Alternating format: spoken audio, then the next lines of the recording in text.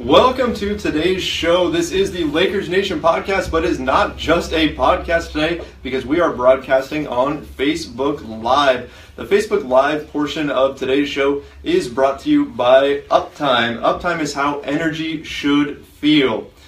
Corey, you feeling good with that energy drink? I'm feeling extra good, and I needed it too, so we're pumped up now. I'm ready to go. All right. So the podcast portion of today's show is actually powered by CLNS Media and brought to you by Harry's Razors. Go to harrys.com/Lakers for a phenomenal set of razors. You actually get a free trial set. All you got to do is go to harrys.com/Lakers. The man to my left is Lakers Nation senior editor Corey Hansford. My name is Trevor Lane. Corey, thanks so much for joining me here today. Happy to be here, fresh off a nice little Vegas trip, and Lakers still going in Summer League, so it's been good. Hey, speaking of that Vegas trip, I got to ask you, have you recovered from the hashtag Alex Caruso game? No one will ever recover from the Alex Caruso game. If you were not there for the Alex Caruso game, you missed out on one of the 5 greatest sporting events of all time, and I feel sorry for you because Alex Caruso was the GOAT.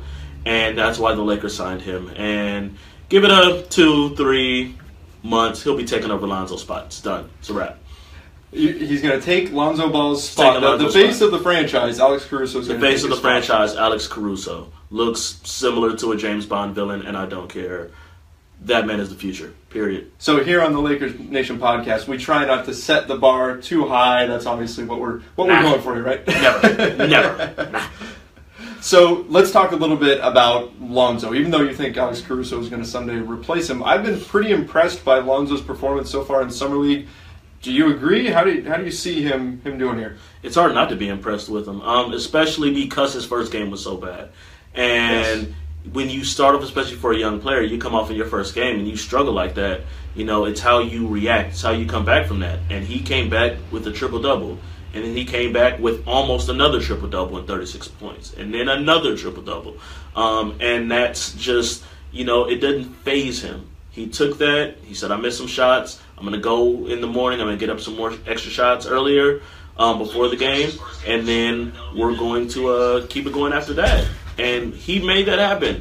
And he kept everyone else involved. It wasn't just him. He got Kuzma going. He got Bryant going. He got, Nwaba at the time going.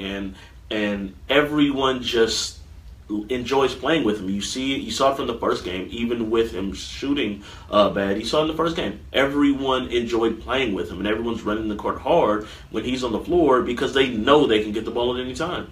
Yeah, that's a great point. He does impact the Lakers' passing. We've talked about it before. He is an infectious passer. He gets his teammates moving. In fact, even in the Alex Caruso game, which Lonzo Ball did not play, Kyle Kuzma did not play, some of their main pieces were out. Afterwards, they beat the Sacramento Kings, and afterwards, the players credited Lonzo Ball, who was on the bench, for their ball movement. I mean, what does that tell us about his future? It shows the impact he can have. And, people say, oh, he doesn't have to score to dominate the game. Lonzo didn't even have to be on the court, and he basically controlled the game just from how the team plays. And that's only from a couple of practices. They only practice 2 or 3 times before they go to Summer League. And he's had that kind of an impact off a couple practices and a couple games. Now imagine you go through a whole training camp. You start going through a season. It's going to become even more infectious. And you're going to see everyone from Clarkson to Nance to Lopez to KCP to everyone making those extra passes, making those plays, looking ahead immediately instead of just dribbling the ball all the way up. All of that stuff everyone starts wanting to do because Lonzo looks so good doing it. Well, let me get in on this. Let me make this pass. Let me make Ingram look good here. Let me make Randall look good here. It ends up working out perfectly, and that's the effect that Lonzo can have. Agreed. And you know what? I mean, we have to note that the Las Vegas Summer League has never seen a triple-double before Lonzo Ball, and then he did it again. This guy racked up 2 triple-doubles in the Las Vegas Summer League. So he set a record, and then he broke his own record by doing it again, which is ridiculous, I mean, for Summer League. No, and I'm usually the first person to say, it's Summer League, let's not overreact, right? I mean, there is the Nicolas Skidishvili rule, because that guy blew up Summer League. And DeLon Wagner. Yes, and then completely washed out of the league. But still, this is unprecedented stuff that he's doing. I think Lakers fans have very good reason to be extremely excited about Lonzo Ball. I mean, I would say it's probably not a stretch to say that he was the best player so far in the Las Vegas Summer League. It's arguable. There's definitely been a few players who've really stood out. As much as I hate giving credit to the Celtics, Jason Tatum looks ridiculous. He does. And you have to throw that out there. Guys like him, guys like Dennis Smith Jr. looked really good. But Lonzo's been everything that you could want. And I think the reason why, like as you said, I'm also the first person to say it's Summer League, calm down, good or bad, calm down, relax. It's still Summer League. But I think Lonzo's impact goes further than just his scoring. Oh, he dropped 30 points and did whatever. Like, a lot of that stuff doesn't always translate because you get to better competition, you get better defenders. It's a whole different ball game. Lonzo's impact goes beyond that because he's changing the culture of the team. He's changing the style, and even if his stats don't necessarily match up, the way he plays and the impact that he has, it has a very good. There's very good reason to believe that that's going to transition because it's not just a stat thing; it's a culture thing. I love that you said that because I mentioned that last time on the podcast. I said, it's not necessarily just Lonzo gets 8 assists or Lonzo gets 9 boards or whatever. We want to look and see what he does to his entire team, what he manufactures for the rest of the Lakers. Now, he has struggled a bit. He hasn't been infallible out there. I mean, as great as Lonzo's been, not everything has been perfect. So what concerns do you have about his game from what you've seen so far? I still want to... His mid-range is, honestly, if you were really looking into it through the draft process, he had some very obvious faults. One was his on-ball defense. One was his mid-range game, that middle game. And another was his shooting form. And all three of them are basically the same as you watch it through Summer League. In the last game, he did have one really nice floater just below the free throw line that looked really good. And it was notable because that's the first time you really seen him really have something in that mid-range. And he's going to need to do that because he's not always going to be able to get to the rim. He's a very underrated athlete, but it's usually when he has a head of steam. He gets a rebound, he's taking it coast to coast, and he builds up some steam. He's tough to stop. In half court, that's not always going to be the case. He's got to be able to have that floater or that pull-up, and that pull-up going to his right is going to be tough because his form is so weird that he brings it over to the left side of his body, makes it easy to strip. His shooting form, I don't think that's going to change. I think he's just got to get comfortable with the spots. We saw it with Ingram last year. He shot terribly for most of the year. You just think that's going to come.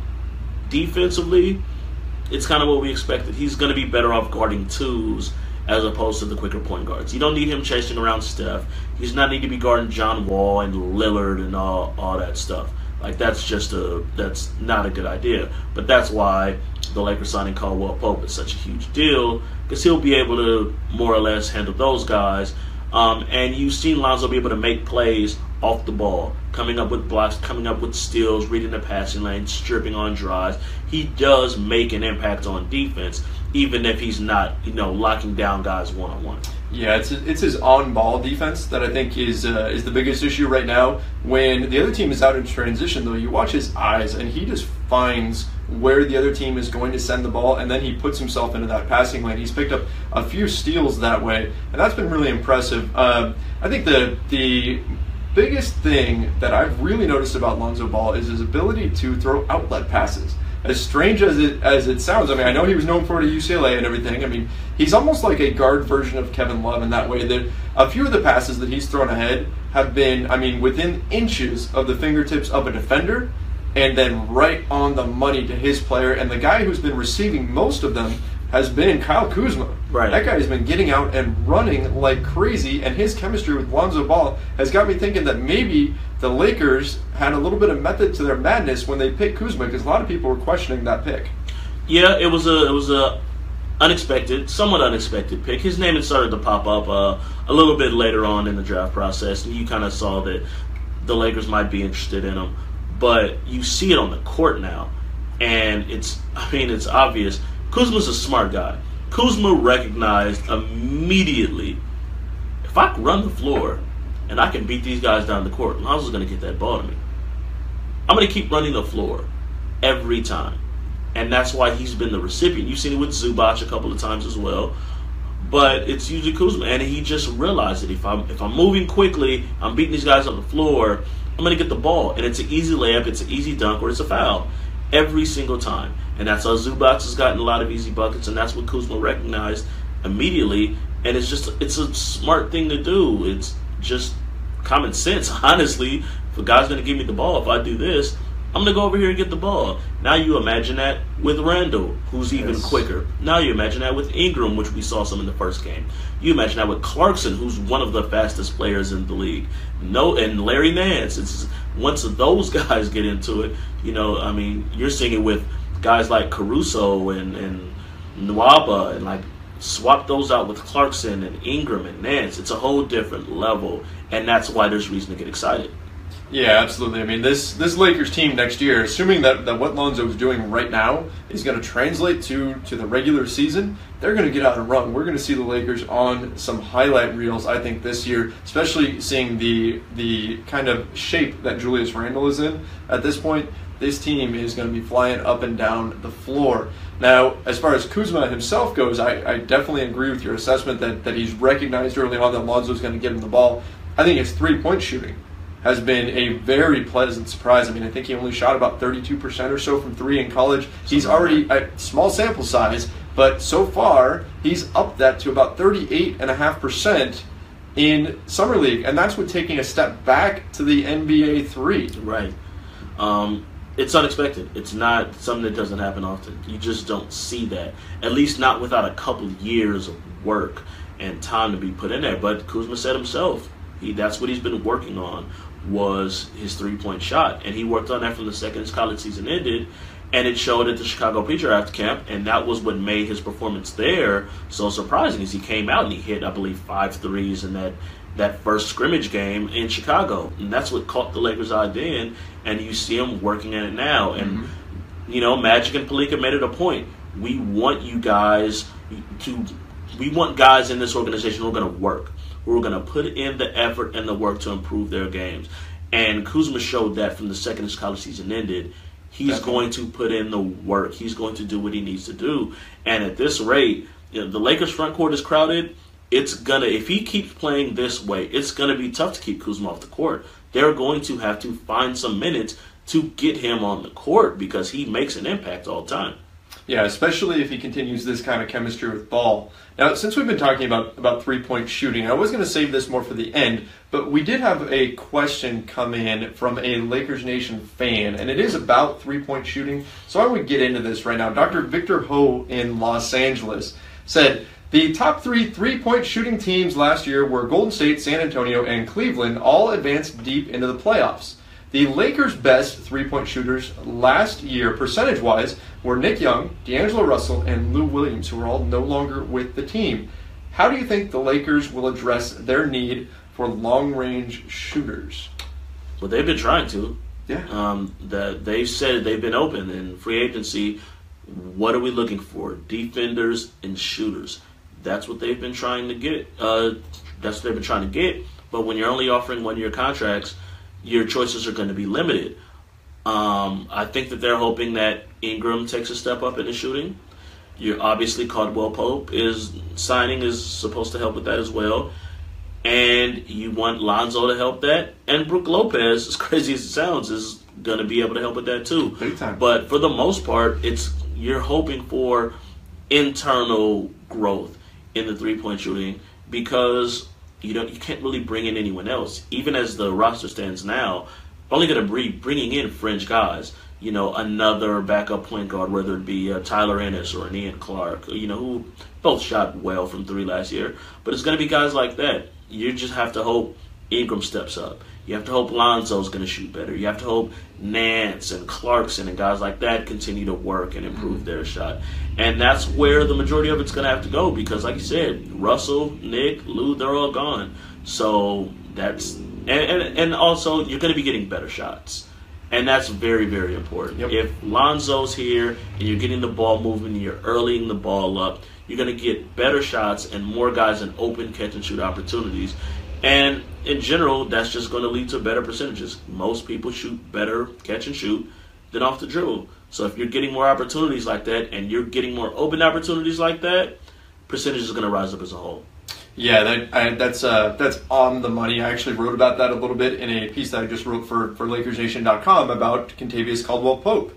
He, in Detroit, only got about 35% of his shots off of catch-and-shoot opportunities, where Nick Young, the starting shooting guard for the Lakers last season, got about 48% of his looks off catch-and-shoot. So I would expect to see, just by moving into Luke Walton's offense, a guy like Caldwell-Pope will increase his three-point percentage. He'll hit more of them, and he'll be more efficient.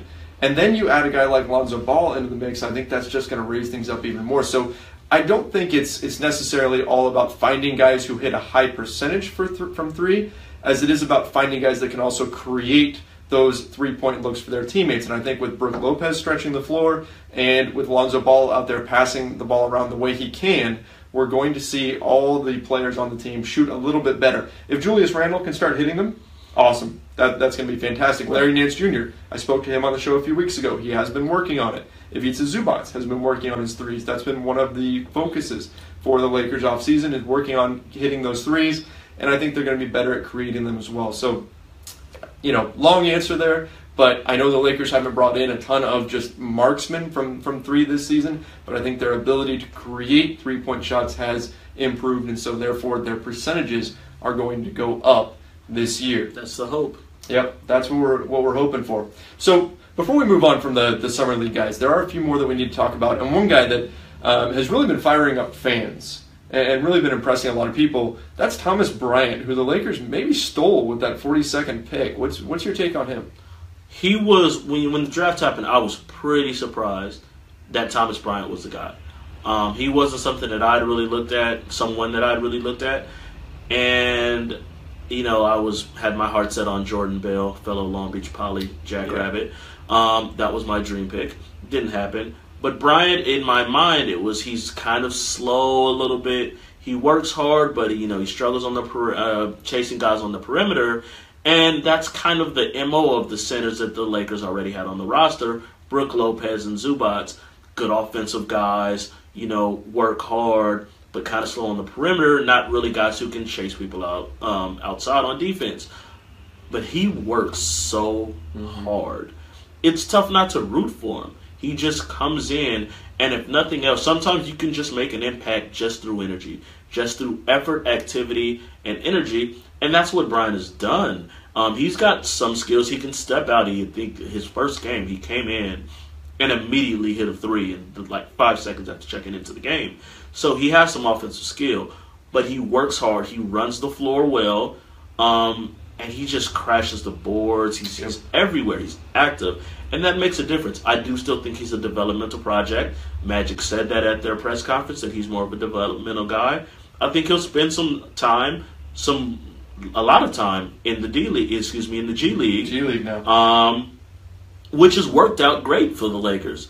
They sent, Zubac came up and made such an impact. Well, a lot of the impact Zubac made is because he was down in the G League, getting all the minutes, working on his game. So when he came up, he felt comfortable with the stuff he was doing. The same with Jordan Clarkson. Those guys weren't just sitting on the bench not doing anything. They were down in the G League working. So when they came up, they were ready to go. And I think we'll see that a lot with Thomas Bryant as well, that he's going to go down there, he's going to work on his skills, he's going to develop some stuff. And, he could make an impact this year. I don't know if I have a big one, but someone who works as hard as he does, he's going to make an impact.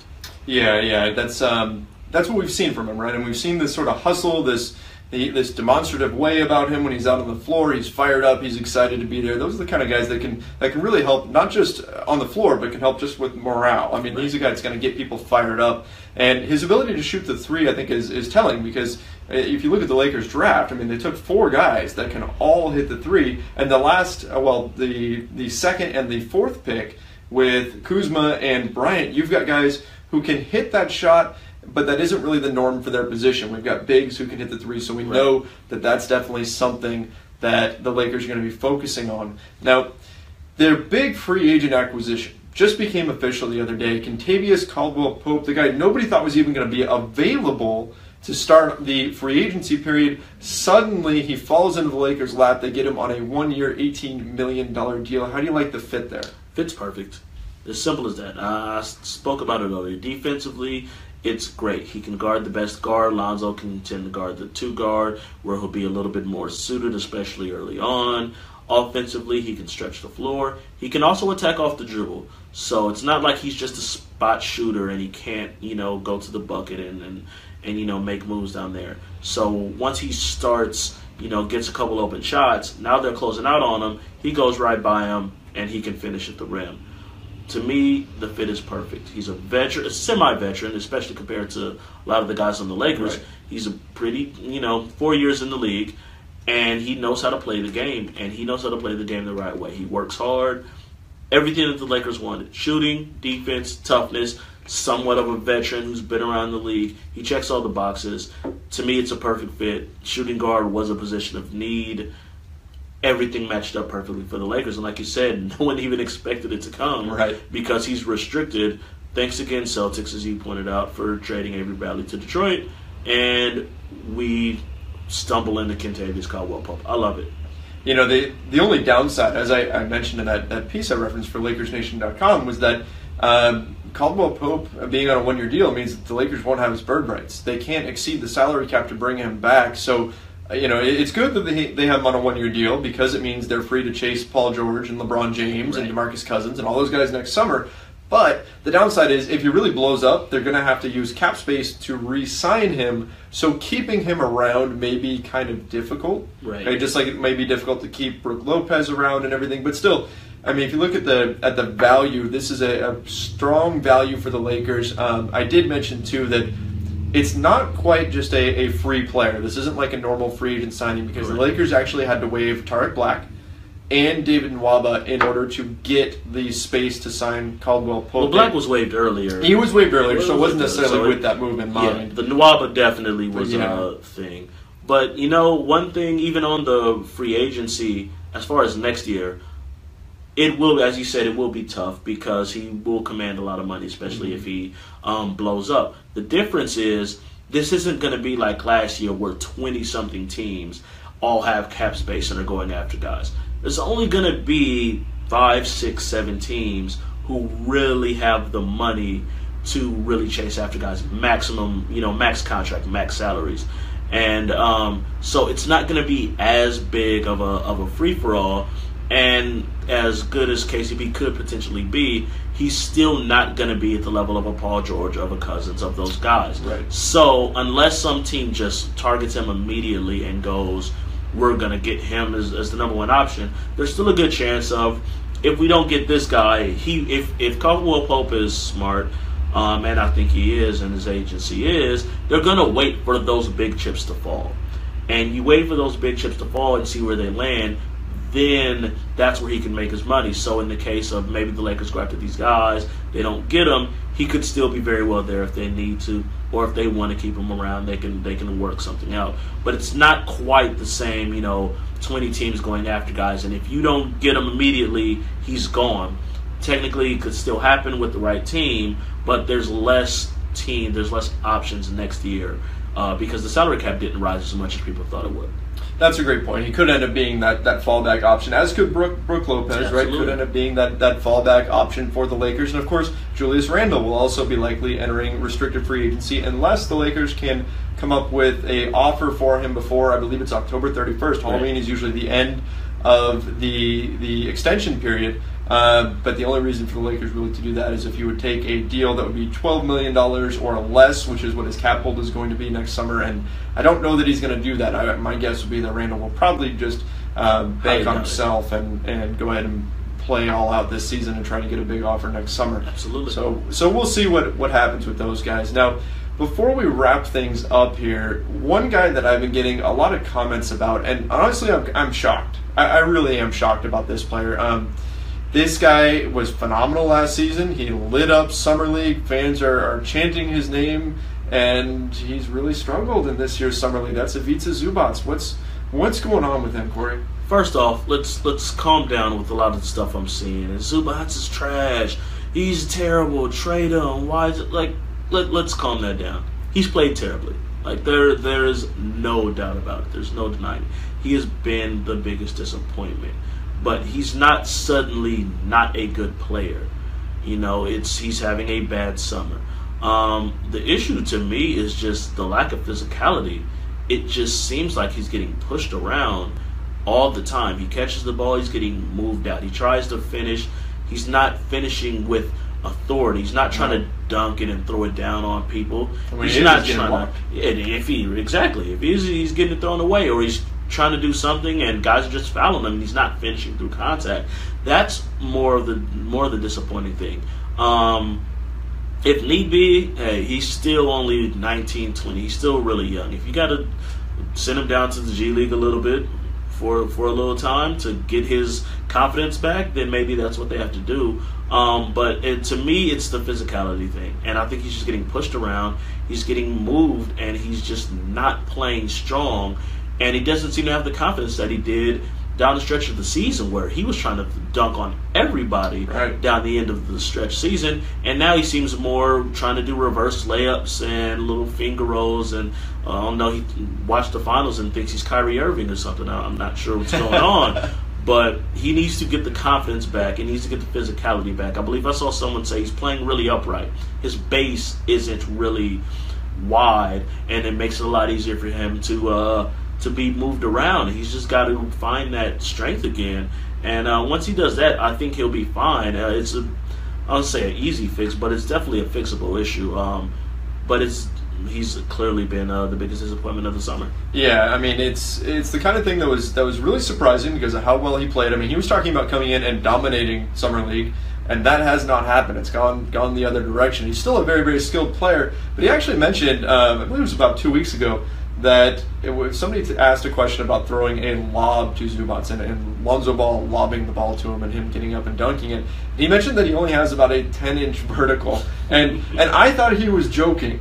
I thought for sure he had to be joking. And watching these games, I'm actually kind of questioning that maybe that is pretty close to accurate, because he really is just not quite getting up. He's not getting any lift on his shots. I like you said, though, I don't think we need to overreact to just a few rough games in the summer. I mean, training camp doesn't even start until September. He has plenty of time to play his way into shape if that's the issue, or if something else is going on. But yeah, obviously not the summer that we expected from Ivica Zubac. But you know what? Even in this diminished version of Ivica Zubac that we've seen in Summer League, he's still been fairly effective. I mean, he hit a few clutch free throws the other night to seal the game for the Lakers. I got asked this question on Twitter, and I wasn't sure exactly which way to go. Who do you think is having a better summer right now? Was it Ivica Zubac or Thomas Bryant? I think it's Bryant, but I think it's mainly because of the expectations. Zubac had bigger expectations, A, because of how he played last year, B, because he himself said he plans to dominate Summer League. He put a target on his own back, and he hasn't delivered. Bryant, no one knew what to expect. And he came in and he won over people because he just played hard and kept making plays. So to me, Bryant absolutely has had the better summer, but it's also a matter of coming into the summer, Bryant was here, Zubac was here, and they've played about the same. So obviously, the guy who's lower is going to end up having the better while Zubac is underperformed. Overall, you tell me right now, if I can take one player, is it going to be Zubac or Bryant? I'm still probably going to lean Zubac right now. I know for a fact that he can somewhat deliver on the bigger stage. But, this summer, to me, it's a no-brainer that Bryant has had the better summer. Yeah, I definitely agree with that. Expectations change how we see everything and the lens that we view things through. So definitely Bryant has done better compared to the expectations they had on him. As far as who they are actually as players right now, again, it's Summer League. Summer League is a weird kind of thing where sometimes stats matter in Summer League and sometimes they don't. They can tell us something, and then other times it just doesn't really. Right. But overall, yeah, Thomas Bryant has probably had the better Summer League, but again, that doesn't necessarily mean that he's going to be the better player for the Lakers this season or anything like that. Zubac, we know, is a very hardworking kid. Right. Does a lot and works out a lot in the offseason. He's working on the skyhook. He's working on his range. So there's a lot of reason to still have faith in him. Last thing before we get out of here, we only saw one game for him, and I was actually thinking about this on the drive over here. Here we go. How phenomenal was Brandon Ingram? I said before the end of the season, I'm 100% on the Ingram train. Before the end of the season, I said I would not trade him for Paul George. And as the summer came on and all these offers in my head, I continually said to myself, I swear to God, if the Lakers trade Ingram for Paul George, I'm going to flip out. You just knew that, for me especially, that Spurs game where he only played the first quarter, and he was the best player on the floor. And he was going at Kawhi Leonard like Kawhi Leonard was some summer league reject. Yep. And once I saw that was it. It like, this is the kid who's going to be something. And you saw it then, and you saw it in the summer league game. He was getting wherever he wanted to. He was getting whatever shot he wanted to. He drew approximately 38 fouls with guys trying to guard him and bump him off the spot. Yep. It really made the game tough to watch because there were whistles all the time from guys trying to guard Ingram, and it was just constantly. And he ends up with 26. He clutch time. Lakers need some points to get back in the game at the last second, and it's Ingram who's making the plays and literally 2 inches away from making the shot to win the game at the buzzer. Then the shot was right on the money. So, and you know, that magic gif is going to live on forever of him just Xing out Ingram after that injury. Yep. That's 100% going to live on forever, and rightfully so, because the second that happened, Magic said shut him down, and with good reason. He already showed, I'm above this. Watch out. He's coming. There it is. I mean, he showed that he does not belong in Summer League, and in a good way. He showed that he was just, I mean, his game has elevated. Think back to last year's Summer League, what we saw from Ingram. My goodness, has he improved? And that is, behind the scenes, everything I've heard about Ingram from people who really know is that he is a tremendously hard worker, and I think we saw that. We saw those improvements to his game in that one Summer League game. Yes, I would have loved to see him play more, but at this point, I mean, you don't risk it. You just let him sit out because obviously his game has evolved beyond Summer League. It was so impressive, and I'll tell you what I really liked. The end of the game when the Lakers really needed a stop, and of course they don't end up winning. They lose in overtime against the Clippers. But when Bryce Johnson was going crazy, who did they slide over onto him? Exactly. Brandon Ingram. Right? Exactly. And he wanted that. And I don't think that was a coaching thing. I think that was an Ingram going, move, I'm guarding him now. Taking over. You could tell that that was his team, and he felt that was his team. And one more moment that stood out for me was right before they were going to overtime, and you know they go over to the sidelines, and Ingram's out, like they know Ingram's out. Mm-hmm. And right before they came out on the court to start overtime, Ingram gathered everybody over into a group and gave them a talk, quick 5-second talk, whatever it was, right before they stepped out on the court. And that's something that Ingram would never have done a year ago.